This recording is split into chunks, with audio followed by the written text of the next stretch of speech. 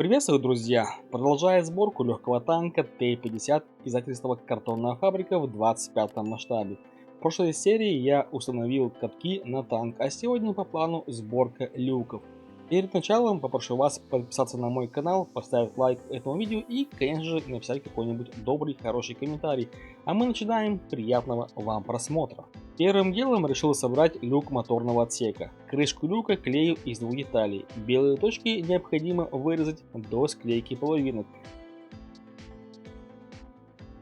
Во время сборки возник вопрос: вырезать место формовки и потом клеить обе части друг с другом, или сначала наклеить и затем уже вырезать. Подумаю, как будет лучше. После того, как я для себя выберу лучший способ, вырежу лишнее и немного отогну вверх язычок. И вклею по контуру утолщения выступа. Кстати, этот выступ также состоит из двух частей. Сначала я отрезаю все лишнее. Первый рез делаю с правой стороны от острого угла.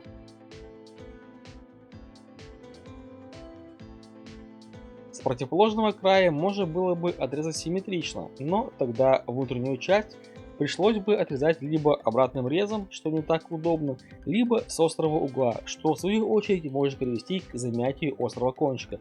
Поэтому с левой стороны отрезаю по направлению от вершины этого острого угла.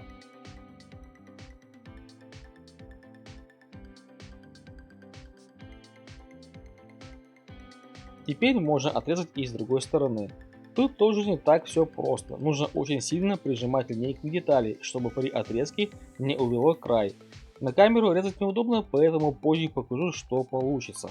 Бумагу никуда не увело, и поэтому край острый, как и должно быть. Обе детали я вырезал, и теперь буду клеить их друг с другом. Клеить буду на клей ПВА, а именно ПВА Столер. Почему клею именно на ПВА, а не на Men Classic, Уху Креатив или не какой-нибудь другой клей не на водной основе?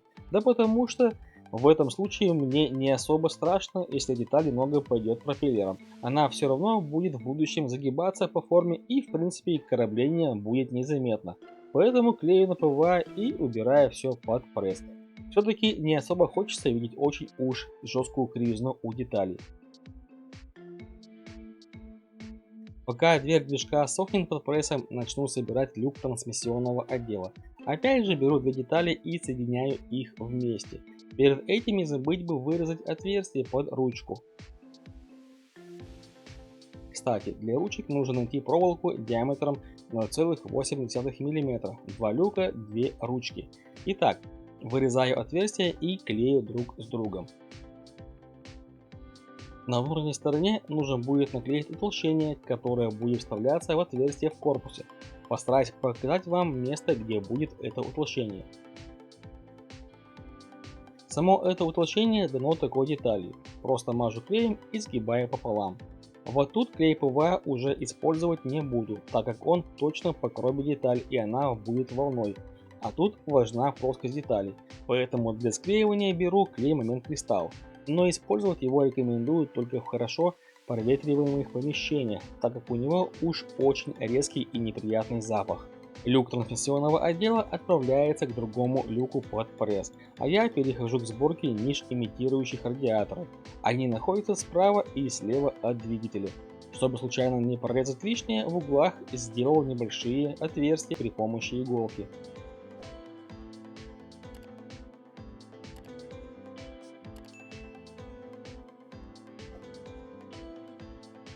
Эта ниша простая коробчатая деталь, поэтому как клеит показывать не стал. После сборки возникла проблема: деталь не влезает в отверстие в корпусе. Возможно, эту нишу нужно было вклеить во время сборки каркаса, но выход есть всегда. Всовываю боком детали внутрь танка. Самое главное, чтобы она там легла как надо, иначе будет проблематично ее там перевернуть и сориентировать. Затем приклеил зубочистку к детали, и теперь проблема с приклейкой решилась. После высыхания клея отрываю зубочистку, белые точки покрашу в серый цвет. Также пока клеил эти ниши, два катка отлетели, зря я наклеил катки до сборки деталировки корпуса. Кстати, в прошлой серии я спрашивал, стоит ли оставить эти места как есть или закрасить их в цвет. И ответ решился автором этой модели. Есть специальные детали заглушки, сразу я их, к сожалению, не заметил. Далее оформляем верх ниши, клеим рамку и внутри ниши располагаем жалюзи.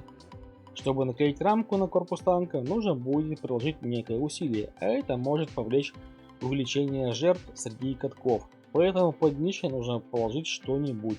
Нашел такой набор гирек, и, как мне казалось, эта коробочка идеально подошла на роль опоры. Но как же я ошибался. Хотя вроде она как бы справляется со своей задачей хорошо. Клеил жалюзи. Внутри еще можно видеть большие капли клея.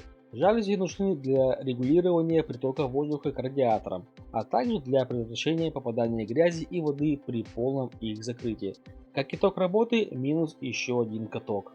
Тем временем оба люка склеились. Пока буду собирать более простой люк, на заранее подготовленные места клеим ручку. Проволоку гнем по шаблону, а как красиво согнуть ручку я показывал в одном из видео. В углу сверху справа будет ссылочка на него. Клеить решил на ПВА, но не просто ПВА, а с добавлением краски. Получается вот такая жижа. Тут значит я ношу смесь в отверстие и вставляю в них ручку. Ну и вот что получилось. Саму ручку покрашу чуть позже. Я решил все-таки вырезать высвобождение после склейки двух половинок люка. Само утолщение этой ниши тоже готово и уже немного закруглено. Закруглял вот такими движениями. Примеряю и отправляюсь к склейке. Очень долго я мучился с этой нишей и в итоге собрал как получилось. Один раз я отклеивал утолщение, так как оно встало криво. В связи с этим люк не такой уж и симпатично получился. А у люка трансмиссионного отдела тем временем покрасил ручку. Далее я перехожу к сборке петель. Собственно, пара петель моторного люка и пара петель трансмиссионного. В принципе, они одинаковые. Вырезаем одну часть петли, она показана более темным цветом. Вкручиваю ее на канцелярской скрепке, затем вставляю палец и пинцетом формирую ушко. Затем клею.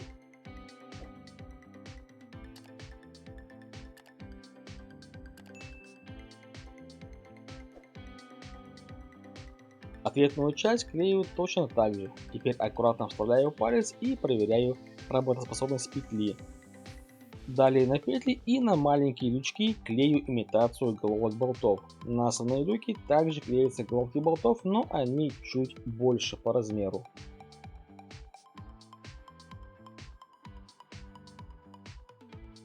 Следующим этапом перехожу к сборке последнего люка. Это люк водителя. Количество слоев тут чуть больше, нежели в трансмиссионном люке, так как утолщение подклеено на картон по миллиметру. И вот так, собственно, он выглядит. При склейке необходимо совместить геометрические фигуры с внешней и внутренней стороны. Снаружи на прямоугольное место клеим наружные смотровые приборы и некую полусферу. Возможно, это какой-то защитный кожух. Наружные приборы наклеены, сферический кожух еще нет. Он в процессе высыхания клея. Пока что аккуратно уберу его. Тем временем перехожу к внутренней стороне люка. На эти два места устанавливаются задвижки. Они небольших размеров, но на них наклеены еще более мелкие шайбы, и именно ими клеим задвижки на люк.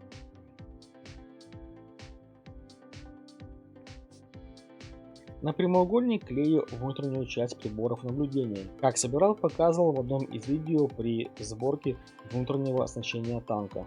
Вот на это место клеим ограничитель открывания люка. Собирается он из двух частей. Скорее всего, эти детали я разрежу по этим линиям и склею все по отдельности.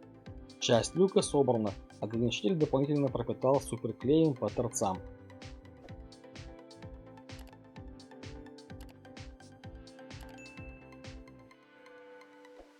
Вот тут можно увидеть небольшое расстояние между люком и задвижкой. Далее переходим к сборке неизвестного мне прибора. Возможно, это тоже какой-то прибор наблюдения. Сворачиваю в цилиндр деталь, сверху клею заглушку в виде эллипса. Сверху него клею небольшой диск и в свою очередь сверху еще клею одну цветную шайбу. И последнее, что соберу, это петлю люка водителя. Первая часть петли крепится на корпусе танка, ответная часть будет располагаться на люке. Также по шаблону изготавливаю палец. Первая часть петли сгибается по этой линии. Проволока будет вставлена в эти закругления, а большая часть будет огибать саму деталь и проволоку.